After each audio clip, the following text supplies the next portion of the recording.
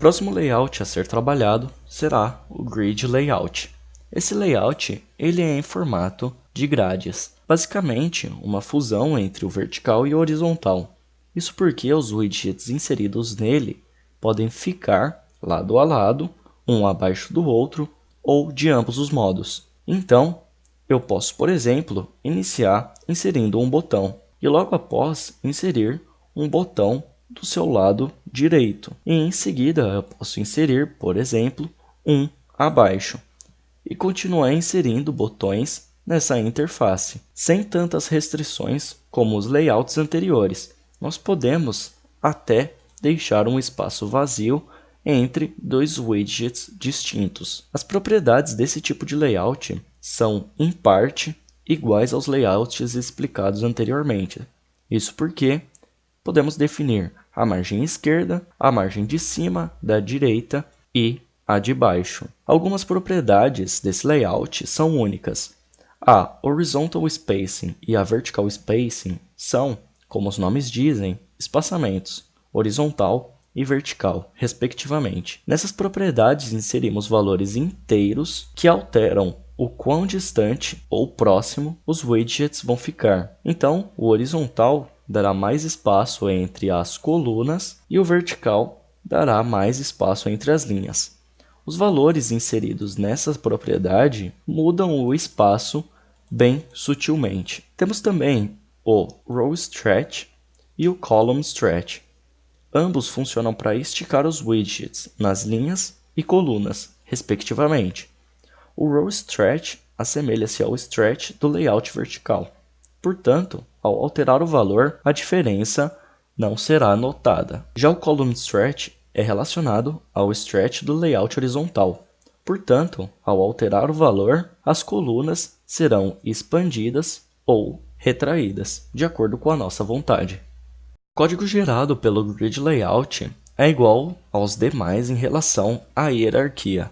A única coisa que realmente muda é a forma como adicionar novos widgets ao layout com o Add Widget, o qual é definido o widget a ser adicionado. E como vamos inserir em uma malha com linhas e colunas, nós informamos no primeiro valor, após a definição do widget a ser inserido, a linha onde esse widget será posicionado.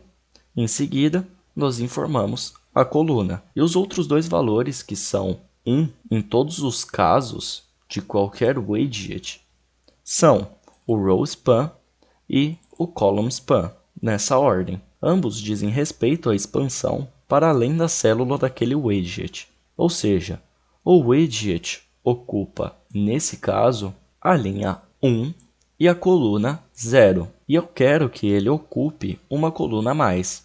Então, do valor column span, que está igual a 1, eu vou mudar para 2.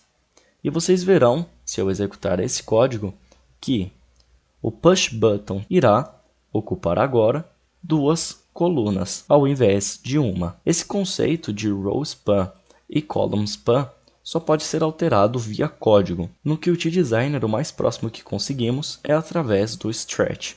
E por falar em stretch, o método que aplica no caso do Grid Layout é esse setColumnStretch para o stretch horizontal, ou setRowStretch para o stretch vertical. O último tipo, o Form Layout, é especialmente bom se você está desenvolvendo formulários do tipo texto e campo de entrada. Esse layout ele conta com, no máximo, 2 colunas para a inserção de widgets. O Form Layout é utilizado para criar a clássica interface de login, cadastro ou preenchimento de dados em geral. Então, por exemplo, eu posso criar, utilizando esse layout, uma tela de login, na qual nós vamos ter um texto, que no caso será esse QLabel, pedindo, por exemplo, o nome. E na frente desse texto, eu posso inserir um campo de entrada de dados para que o usuário digite o seu nome. E também nós podemos ter nessa interface um label logo abaixo pedindo a senha do usuário seguido de outro campo para que ele entre com as informações. Em seguida, nós podemos ter também um botão para confirmar essa inserção de dados. As propriedades desse tipo de layout seguem em parte as do Grid Layout, pois nós temos as margens nessas 4 primeiras opções, a Horizontal Spacing e a Vertical Spacing. E de novas propriedades, nós temos essas 4. Na primeira, nós definimos como os campos se expandirão. O valor padrão diz pelo próprio nome que os campos não fixados crescem ou expandem. O nome é autoexplicativo. Os campos que compõem esse form layout, se permitirem individualmente que se expandam, se houver espaço livre com esse valor, irá se expandir. Então, por exemplo, se eu acessar esse line edit, vocês verão na propriedade size policy que para o horizontal policy está definido como expanding, dizendo que se houver espaço, o widget irá se expandir. Portanto, ao definir que essa propriedade terá esse valor, todo widget que pode se expandir irá se expandir. Abrindo as demais opções, o primeiro valor dessa propriedade vai definir o tamanho dos widgets como sendo o tamanho somente necessário para comportar suas informações, ou seja, o tamanho padrão. O segundo valor, igual ao último, vai expandir os widgets que possuem o valor expanding em sua size policy. A segunda propriedade diz respeito à quebra de linhas. O primeiro valor, que é o padrão, diz que as linhas não serão quebradas. O segundo valor, ele expande as labels para o necessário e o espaço que sobrar será destinado à extensão dos campos de entrada de dados.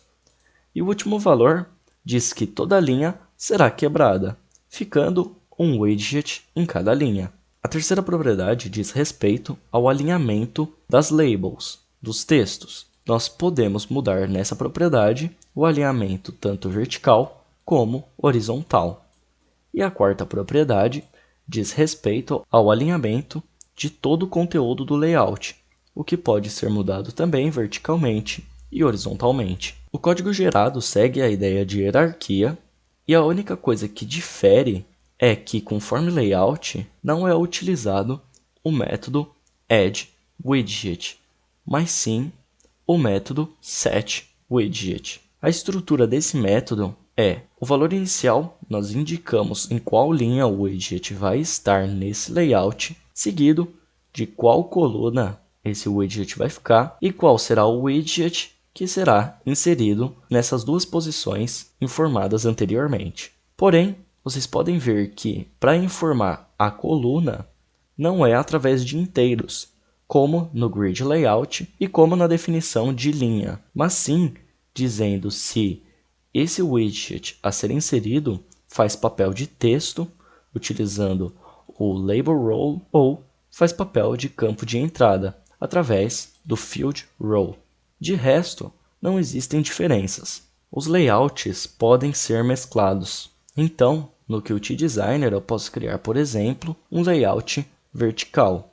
E dentro desse layout vertical, eu posso inserir um layout horizontal. Eu posso também inserir widgets nesse layout horizontal. Eu posso também inserir um grid layout dentro desse layout vertical, ou até mesmo dentro do horizontal. É claro que quanto mais layouts ligados, mais profunda será a hierarquia.